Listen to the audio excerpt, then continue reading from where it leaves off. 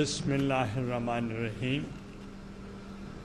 Excellency Muhammad Shahbaz Sharif, Prime Minister of Islamic Republic of Pakistan.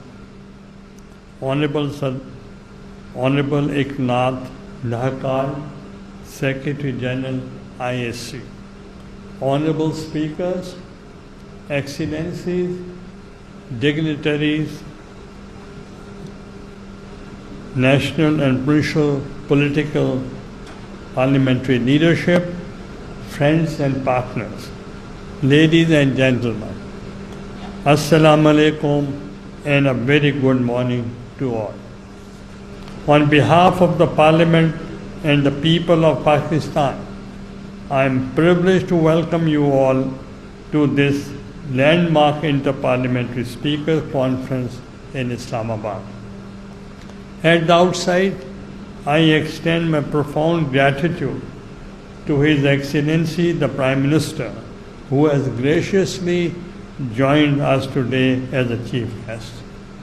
Excellency, your presence at this historic event not only marks a respect to the institution of Parliament, but also a clear reflection of Pakistan's commitment to dialogue, cooperation, and multilateralism.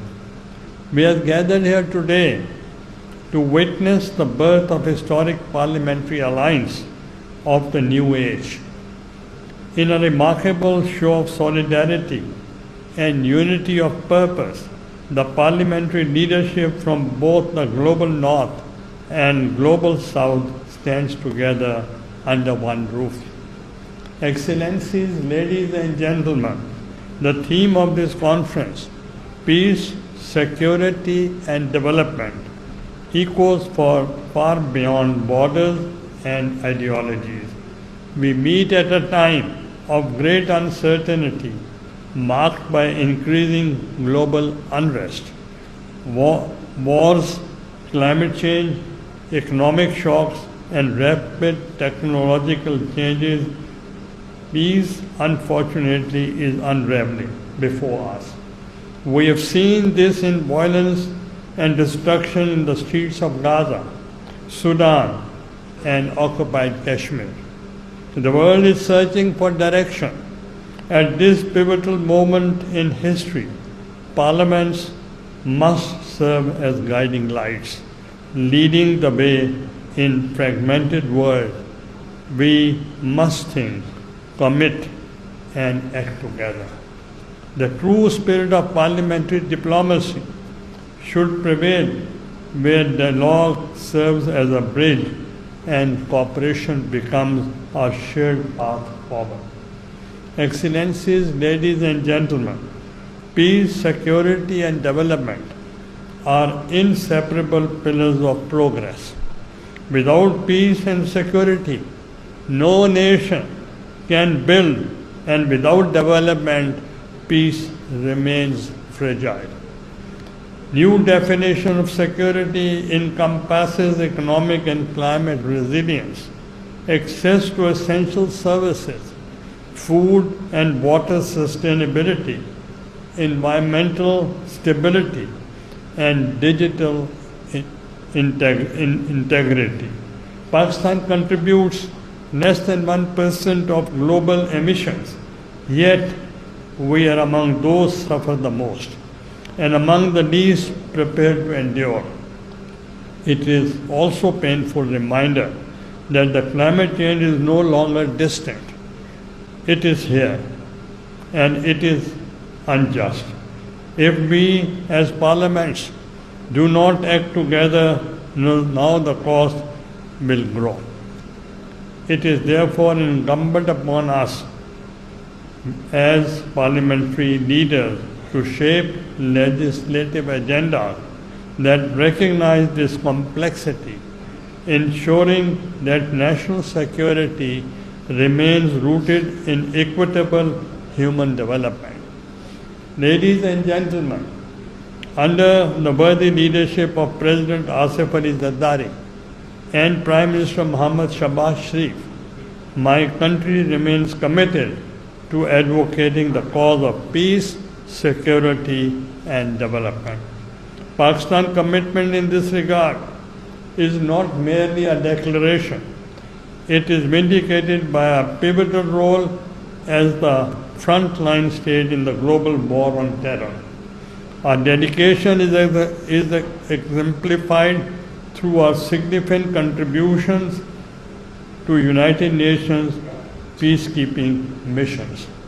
In the face of recent acts of aggression on our eastern and northern western border, Pakistan responded measured, responsible, and restrained actions.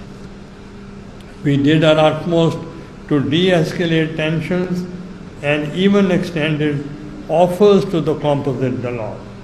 However, we firmly believe that peace is a two-way street that necessitates reciprocity from all parties involved. Ladies and gentlemen, decades of parliamentary experience has strengthened my belief that sustainable progress and development cannot be achieved on their own. It is interdependent and interlinked with various elements. This insight perhaps greatly encouraged me to convince this global conference on the most pressing issues of our times.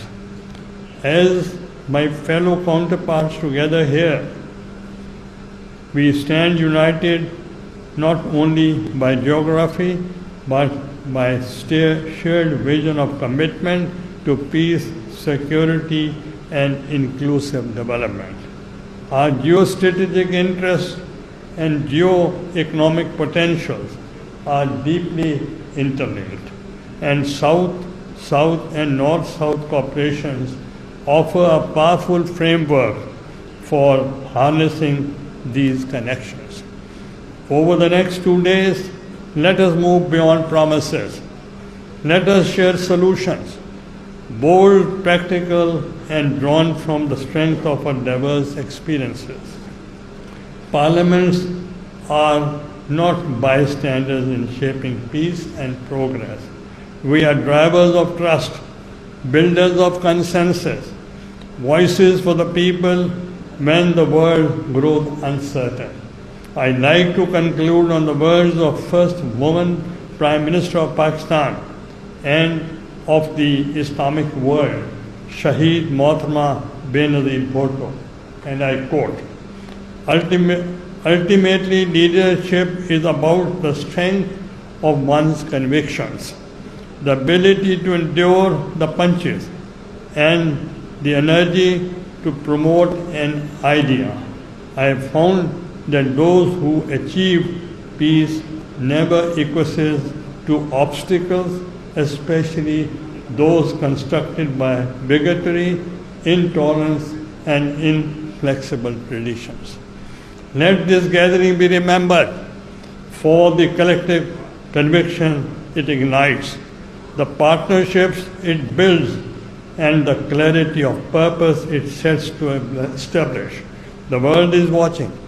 Let us lead with unity, with vision, and with courage.